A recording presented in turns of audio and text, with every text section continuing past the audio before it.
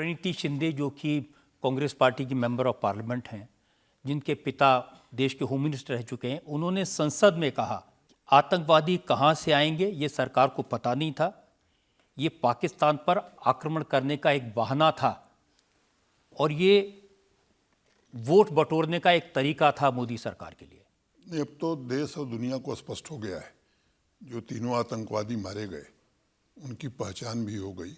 Forensic lab से भी ballistic test जो हुआ कि उसी हथियार से M9 राइफल से AK-47 से जो गोली निकलती है उसका मिलान होगा और एक नहीं 6 वैज्ञानिकों ने उसकी पुष्टि की है।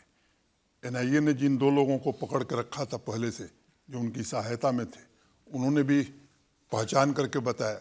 जिन परिवारों ने उनको भोजन और पानी पिलाया था उन्होंने भी पहचान कर ली थी। तो मुझे लगता है कि जितने तरीके हो सकते हैं उन सभी तरीकों का प्रयोग करके यह आश्वस्त देश को और दुनिया को कर दिया गया कि ये तीनों आतंकवादी पाकिस्तानी थे। अखिलेश यादव ने तो पार्लियामेंट में खड़े होकर ये पूछा कि इन आतंकवादियों का एनकाउंटर उसी दिन क्यों हुआ जिस दिन अमित शाह को लोकसभा में जवाब देना था। नहीं, उनको मालूम नहीं होगा। ये 22 अप्रैल से ही ऑपरेशन चल रहा था। ये बात सख्ती से कही गई थी कि जो लोग पहलगाम की घटना में लिप्त हैं वो निकल के बाहर न जा सकें, इसका पूरा इंतजाम कीजिए। अब मुझे लगता है कि ईश्वर भी उन्हीं की मदद करता है जिनकी नीयत ठीक होती है। तो उनको मरना भी था तो उसी दिन मरे जिस दिन पार्लियामेंट में बहस हो रही थी। उमर अब्दुल्ला आपके राज्य के मुख्यमंत्री हैं, उन्होंने वैसे तो ऑपरेशन पहलगाम को सपोर्ट किया था, लेकिन उन्होंने कहा कि लेफ्टिनेंट गवर्नर का फेलियर इस देश को वॉर के मुहाने तक ले गया। उन्होंने कहा है तो मैं इसका स्वागत करता हूँ। अब उनको ये भी कहना चाहिए कि हड़ताल बंद हो गई। पहले पाकिस्तान कैलेंडर जारी करता था, 132 दिन न स्कूल चलते थे, न कॉलेज चलते थे, न बिजनेस चलता था। स्टोन पेल्टिंग एक आम बात हो गई थी, हमारे सिक्योरिटी फोर्सेस मारे जाते थे, सामान्य लोग मारे जाते थे। और मैंने आपको बताया कि 22 अप्रैल के बाद उसी दिन चैन की नींद आई जिस दिन तीनों आतंकवादी मिट्टी में मिला दिए गए। राहुल गांधी ने एक बात का क्रेडिट लिया, उन्होंने कहा कि जब पहलगाम में हमला हुआ तो उन्होंने कहा कि मैं पहला ऐसा नेता था जो हिम्मत करके वहां गया, घटनास्थल पर पहलगाम गया। लेकिन देश के गृह मंत्री श्रीमान अमित शाह जी तो बैसरन घाटी में गए थे और 22 को घटना हुई, 22 की शाम को पहुंच गए थे श्रीनगर, रात को सुरक्षा बैठक करी और 23 को सुबह वो बैसरन घाटी में खुद जा करके सिक्योरिटी एजेंसीज के साथ उन्होंने चर्चा की, मुआयना किया, फिर आकर के परिजनों से मिले। तो मुझे लगता है कि ये शायद देश को कुछ लोगों ने गलत बताने की कोशिश की है। जनता में से इस बारे में अगर कोई सवाल हो किसी के मन में। राहुल गांधी का ये कहना है कि मोदी ट्रंप से डरते हैं और इस वजह से उन्होंने सीज फायर की। इस पे आपका क्या कहना है?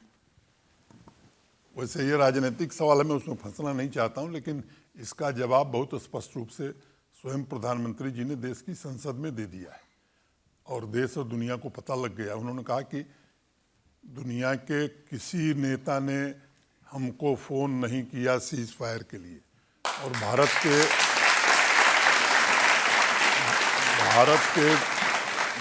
के विदेश मंत्री जी ने ये जो बात बताई कि 22 अप्रैल से लेकर के और कोई तारीख थी, ऑपरेशन सिंदूर के बाद की तारीख थी, उस बीच में प्रेसिडेंट ट्रंप और भारत के प्रधानमंत्री श्री नरेंद्र मोदी जी के बीच टेलीफोनिक बात भी नहीं हुई है। राहुल गांधी ने एक और बात कही, उन्होंने कहा कि ये जो ऑपरेशन सिंदूर था ये प्रधानमंत्री नरेंद्र मोदी की छवि को चमकाने के लिए था क्योंकि उनके हाथ खून से रंगे थे। अगर ऐसा कोई सोचता है तो मुझे लगता है कि मुझे तरस भी आता है, हंसी भी आती है।